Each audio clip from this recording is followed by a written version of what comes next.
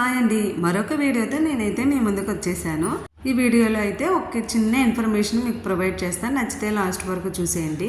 ఇదిగోండి, మా బుడ్డోడైతే ఎల్కేజీ చదువుతున్నాడండి. రీసెంట్గా స్కూల్కి వెళ్ళినప్పుడు చెవులో ఎరేజర్ది చిన్న పాట పెట్టుకొని వచ్చాడు.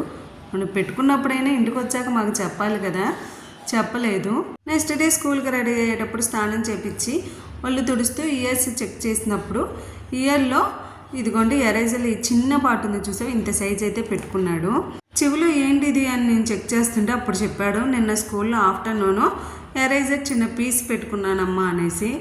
ఇంకా నాకు కాళ్ళు చేతులు షివరింగ్ వచ్చేసాయి. పిన్నీస్తో తీద్దాము కదా అని ట్రై చేస్తేనేమో ఇంకొంచెం లోపలికి వెళ్ళిపోయింది. వెంటనే నాకు ఒక చిన్న థాట్ వచ్చి కోకోనట్ ఆయిల్ ఒక 2-3 డ్రాప్స్ వేసి ఒక పక్కకు వంచేస్తే ఎరేజర్ ముక్క బయటకు వచ్చేసింది. దానంతట అదే అప్పుడు అమ్మయ్య అనిపించింది. అదే పెద్ద పీస్ పెట్టుకొని ఉంటే డాక్టర్ దగ్గరికి పరుగులు తీసేవాళ్ళం. మీ పిల్లలు ఎప్పుడైనా ఇలా